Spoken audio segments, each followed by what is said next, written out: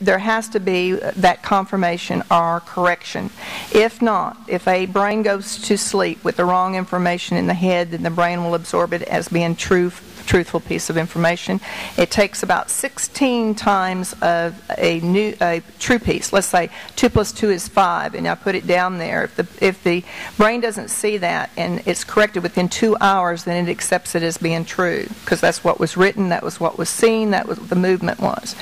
If you sleep through that, then it takes 16 times of 2 + 2 is 4 to erase that one time of 2 + 2 is 5. So if there's not true, accurate information at the beginning, quality information at the beginning, then you've lost yourself. You get deeper and deeper into the hole. When you're talking about the school developing their own curriculum, whatever, even if you have the best books, the best teachers, but you can't do it all. We can't do it all. And so what I want schools to think about, and this would not cost that much money, and this is a part of that program that I submitted to Governor Bush, kind of a variation of that, is you run parallel, whether it's CSCOPE or non-CSCOPE or your own stuff, you run an independent study program for all students, special ed through gifted. So that whatever you do, and I can show you how to do it, it won't cost you anything from my perspective, just to tell you how to do this quickly, very inexpensively. You're going to use the top 5 of the 20 things for the brain to use at its highest level in doing it. Had one little boy wanted to study, he wanted to become a cartographer. That's 2nd grade. I didn't know he knew what cartographer was at 2nd grade. But he studied every map activity that we had, and he did every map, and he got credit for that. And that went on his report card as independent study. So he did 5 units of that. Then one that did, like Audric, that did 5.5 years of math in 12 months, he would do 20 lessons a night in his brain. He could do 30 math problems in 22 seconds. That's less than 1 second per problem. He was able to, we taught him how to shift left brain, right brain. So what I'm saying is that each child needs to feel good about accomplishing something uniquely that they are, and we can't do that even though we want them all to learn a general lesson together. Run an independent study program parallel to it. Very inexpensive, won't cost a taxpayer that much money, or even you could have the parents pick up the tab or a community organization pick up the tab and doing it. Do you remember Dr. Ben Carson? He's been in the news.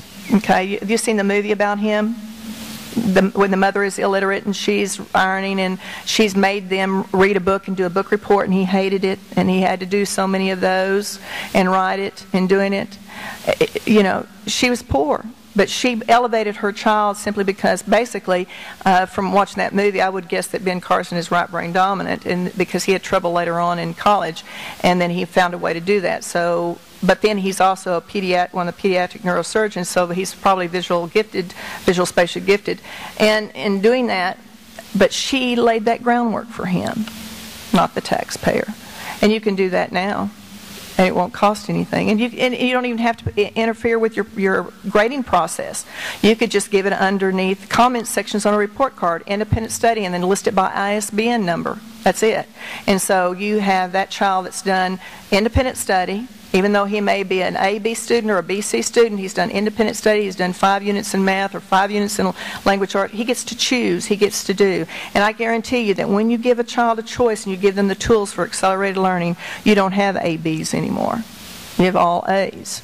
Self-starters are more analytical in their thinking, and when you're more analytical, you're a better test taker. And in a better test taker, your scores are higher, school does better all around. And then you're teaching left brain, right brain. Sorry. I can get off that topic. Yes. Okay, I thought that Texas was really low on for the whole country in education. Seems like we're just dumbing it down more. And when you graduate and you're trying to find a job, if there's no right or wrong answer, you have to take tests to get jobs. And if you go into accounts payable and you don't know that 2 + 2 really does make 4, how are these kids going to be getting jobs if they don't correct this quickly? Well, remember Stuart, my son that's come back and now he's back in at the university level. He will tell me, of course, he's 5 years older than his classmates are, since he was in the Army and came back. And he sees them come in, they are unprepared, they don't want to study, they don't want to do anything at all, and there's not motivated, because he said they will pass us anyway. And then also, Stuart is put in a group. That social constructivism, you put them in a group, even at the university level, and doing it, guess who does the work? Generally the one who cares about the grade, and then but then they share the grade. Dr. Stovall came up from Houston and was one of the ones that volunteered to be filmed, and he was a dentist, or is a dentist. And a dentist is what? You have 4 years of college, and then you have 4 years of medical school. Is that the way it works, or there's more than that? A lot of learning. And a lot of science, a lot of math. And so his daughter, 4th grade daughter, was having trouble with CSCOPE on math, and so he goes in and he asks, he said, there's no textbook. And there's no examples on the paper here. I don't know exactly what you want us to be doing here. Could you possibly give me a textbook so I can help my daughter at home? So the curriculum director leaves the room. He says, oh, great, I'm going to get a textbook here. She comes back in. She hands him 3 pamphlets on how he can enroll at the local junior college and take remedial math so he can help his daughter with math. So he kind of laughed at that. Of course, he pulled his daughter out. But the daughter, before the pulling out, was that she brought home a paper, and he looked at the paper, and she had circled the wrong answer, and he knew that she had known the correct answer, so he asked her over and says, honey, come look at this. She said, this problem right here. And he said, where is the correct answer? She said, well, Dad, it's right here. He said, but you didn't mark that one. You marked this one up here. She said, that's what our group was supposed to do. We all do the same answer together, and that's what everybody voted on. That's what social constructivism is. It is equal outcome, not equal opportunity. It's equal outcome. And that's, again, hurting our children in doing this. I'm not the one that likes to, do this. And I've taken on my school board before, and with Stuart, they forged his papers. They were mishandling some money when he tested out. Since he learned to read when he was 11 months old, he was kind of advanced. So he wanted to be in the Gifted Talented program. It didn't mean anything to me, but they didn't allow him in there. They said he didn't qualify. And this kid's in the top 1% of the nation. Okay, why? And so they gave me his things. He didn't qualify. And then I dug a little bit deeper, and they accidentally sent me another set of papers, and somebody had changed his grades. And they intentionally had held him out of the program, and they had forged his grades. That's a felony. And so when I went in and then asking them, and there were like 5 bureaucrats there ready to pounce on me, and because they weren't going to let Stuart into the Gifted and Talented program, they'd already said no. And they gave him the reason. I said, okay, that's fine, but can you explain this, the why his grades are right here, and then why these grades have been changed here? Click. The tape recorder went off.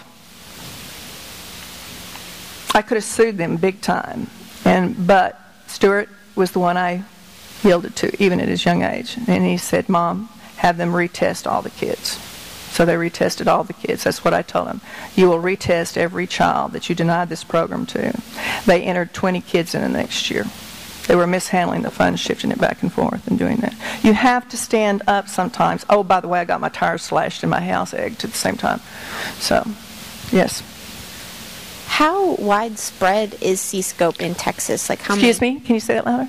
How widespread is CSCOPE in Texas? It is in 817 school districts, or 875 total with charter and private schools, but they're mostly rural.